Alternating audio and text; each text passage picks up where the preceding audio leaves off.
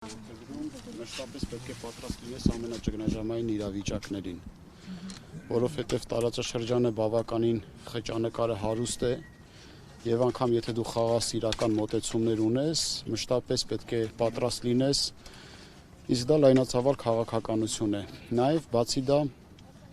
պետք է հասկանանք, որ հայրենիքի պաշտպանությունը պետք է բաժանված լինի ամեն մեկի համար իր չափաբաժնով, այսինքն մարդիկ պետք է գիտակցեն, որ իրենք այն խոյակն են, այն սյունն են, որի վրա հենվելու է հայրենիքը։ Իսկ այսօր այն օրն է, որ եկել ենք մեր անմահ հերոսների հիշատակը հարգելու, խնկարկելու նրանց հերոսությունն ու սխրանքը, որի շնորհիվ ներկայիս Հայաստանի Հանրապետությունը շարունակում է ապրել, կենդանի մնալ, փայփայել հույս, որ ի վերջո հայ ժողովրդի իրավունքները կպաշտպանվեն հավուր պատշաճի։ Ապրում ենք մի աշխարհում, որտեղ պետք է ուժեղ լինես։ Պարոն Սիմոնյան, ներողություն հաշվի առնելով, թե ինչ պարտություն են կրել, դրանից հետո Նիկոլ Փաշինյանը ընդհանրապես այս կառավարությունը պաշտպանական ծախսերը տարեստարի կրճատում է եւ ինչպես գիտեք նախագիծ է մտել շրջանառության մեջ, որ ժամկետային զինծառայությունը 6 ամսով կրճատվում է կես տարով, դառնում է 1.5 տարի։ Սրանք ճիշտ ուղղություններ են, հա, մեր իրավիճակում մարտահրավերների առջև գտնվող երկրի համար պաշտպանվելու եւ անվտանգությունը պահելու երկրում։ Պաշտպանական անվտանգային ծախսերը կրճատելը համարում եմ սխալ որոշում, եթե նման որոշում արդեն կայացված է։ Ընդհակառակը, ես կարծում եմ, որ Հայաստանի Հանրապետությունը երկստանդարտ կենցաղով պետք է ապրի, յուրաքանչյուրս պետք է խաղաղության եւ պատերազմի հարացույցը նկատի ունենանք, անգամ մասնագիտացումների առումով։ Բայց ինչ վերաբերում է ժամկետային զինծառայության բարեփոխումներին կապված տարիների կրճատման, ենթադրենք եթե դառնա անգամ 1 տարի, ես դա չեմ համարում, որ խնդիր կառաջացնի, ավելի լավ կլինի, որ համատարած ծառայություն լինի, բոլորը ծառայեն անխտիր, բայց 1 տարին կարծում եմ բավարար կլինի այն պայմաններում, եթե մարդը մինչև 55 տարեկան զինված ուժերի հետ իր կապը շարունակի պահպանել, 1 տարի ծառայությունից հետո, ենթադրենք 1 տարի հանգստի շրջան անցնելուց հետո պարբերական հավաքների մասնակցի,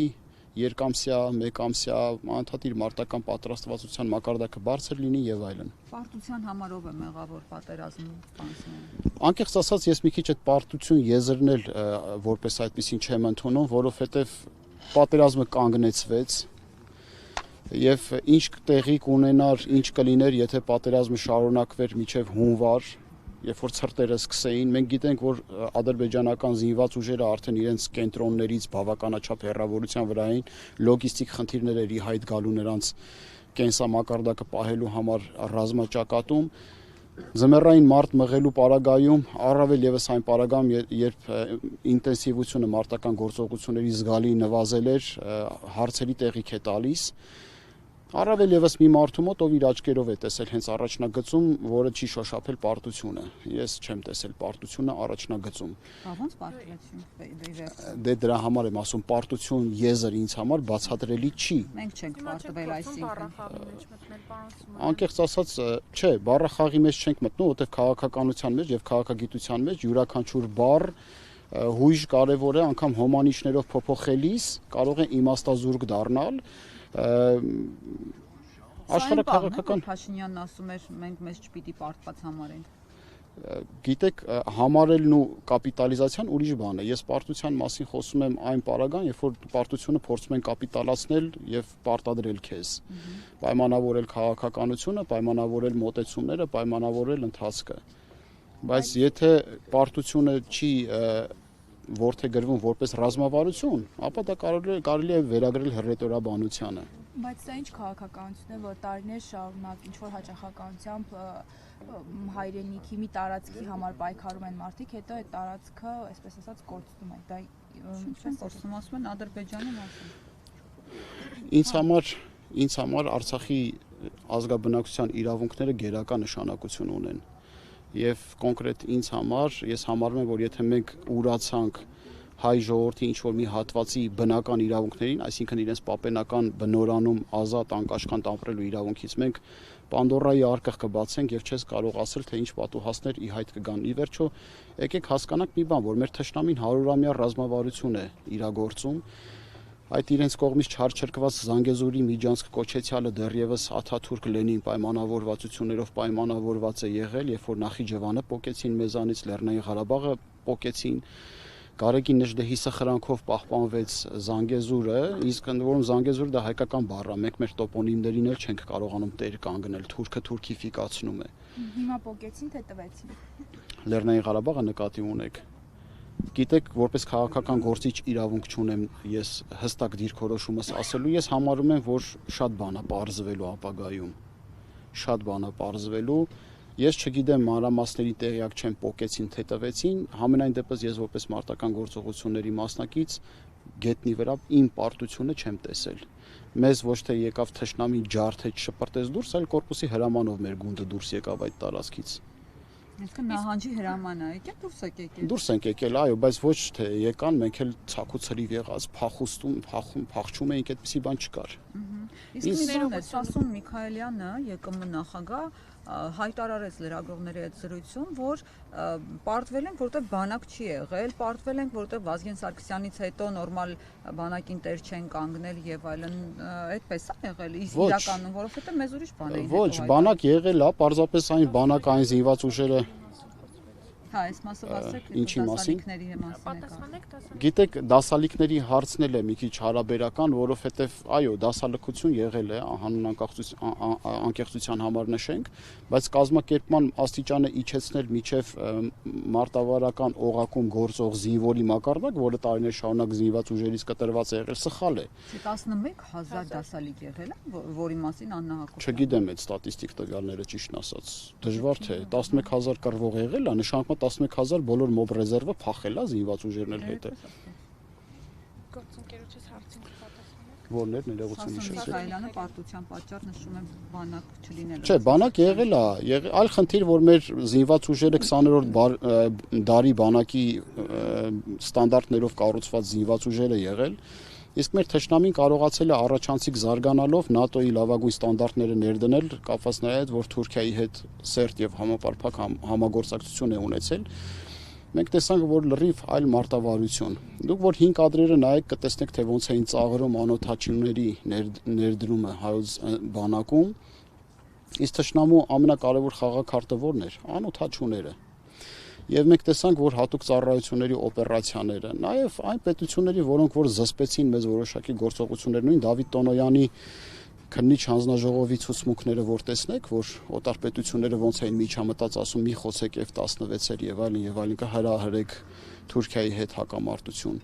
Այսինքն, այստեղ կոնցեպտուալ հարց է եւ ես խնդիրներից խնդիրը կապում եմ նրա հետ, որ տարիներ շարունակ մենք չենք ունեցել այնպիսի առաջնորդներ, որոնք խնդրի խորությունը հասկանան, կարողանան պետությունը բարձրացնել այն աստիճանի պաշտպանունակ մակարդակի, որ կարողանանք դիմակայել։ Իսկ որ Հայաստանի Հանրապետությունը իզորու է դիմակայելու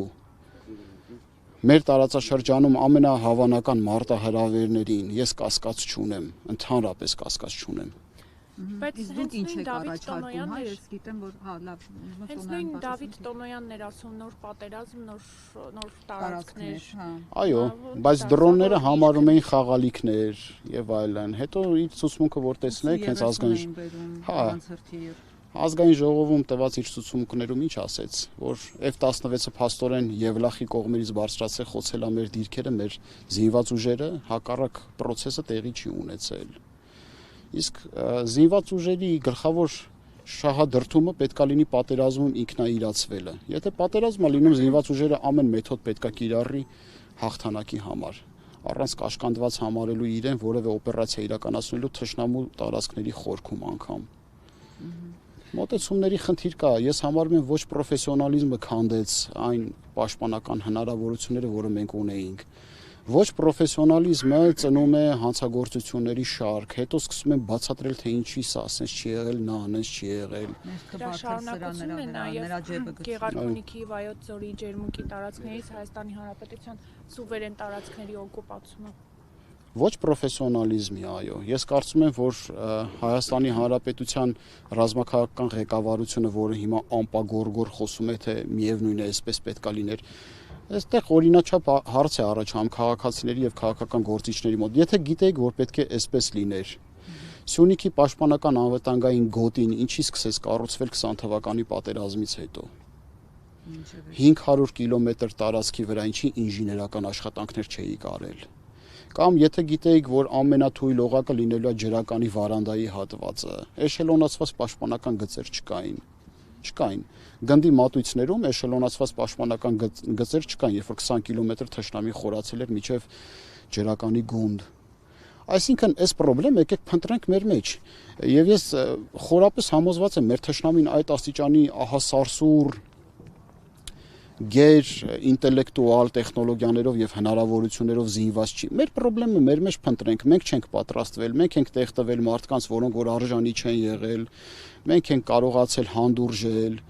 մենք ենք նայել մատների արանքով, որպես ժողովուրդ, որպես ազգ մենք ի վերջո պիտի հասկանանք, որ պատասխանատվությունը պիտի վերցնենք մեր ձեռքը, մեր մեջից լավագույններին առաջ ճանապարհենք, տանք, հնարավորություններ տանք։ Ես այդ գիտակցումը ունեմ, դրա համար էլ մեր կուսակցության անունը շնորհապետական է, որ արժանիների համար ճանապարհ բացենք։ Այդ ճանապարհը մենք փորձելու ենք բացենք, որ բոլոր ոլորտներում գերպրոֆեսիոնալ մարդիկ նստեն, կարողանան իրենց հարցերը լուծել, երկրի առաջ ծառացած բոլոր խնդիրները կարողանան պատշաճ մակարդակով հանգուցալուծել։ Մենք այդ կադրային կապիտալը ունենք, մենք այդ ֆիզիկա աշխարհագրական բնագծային հնարավորությունները ունենք, ինտելեկտուալ հնարավորություններ ունենք, որ երկիրը դարձնենք անառիկ ամրոց, բայց դրանով հանդերձ ոչ թե միլիտարիզացված, այլ ժողովրդավարական Հայաստանի Հանրապետություն գերպաշտպանունակ էշելոնացված պաշտպանական հնարավորություններով, որ հետո ամանչելով չգանք եռաբլուր, որ հետո գլուխներս չխոնարենք ու հասկանանք, որ այն մարդիկ, ովքեր որ այստեղ ննջում են, իրենք հաղթած գնացին, բայց մենք վախկոտի նման շարունակում ենք ապրել։ Ես չեմ ուզում, որ այդպիսի գիտակցում ունենանք մենք իբրև ժողովուրդ, որտեղ հայ ժողովուրդը հերոսական է։ Առաջիկայում դուք ինչ անելիքներ ունեք, որտեղ ասացիք, որ ծրագրեր կա, առաջիկայում ցանկանում եմ Հայաստանի Հանրապետության պաշտպանության ֆորում հրավիրել, տարբեր ուժերով պայմանավորված, այդ ֆորումի վերջնարդյունքում կհասկանանք ինչ պայմանավորվածությունների կգանք, որ մարդիկ հասկանան, որ մեր երկիրը անտեր չի, որ մենք շահառու ենք եւ պաշտպանելու ենք մեր Հայաստանի Հանրապետությունը ամեն կերպ, որտեղ մենք, եթե Աստծո կամոք ծնվել ենք հայ, պետք է կարողանանք մեր հայ լինելու առաքելությունը պատվով տանել եւ մեր երկիրը պաշտպանել։ Մենք գնչուների նման չենք ուզում անհայրենիք լինել կամ հոսող մենթալիտետով ինչ որ պետականություն, որը որ կմերվի այս կամ այն հանգամանքներին։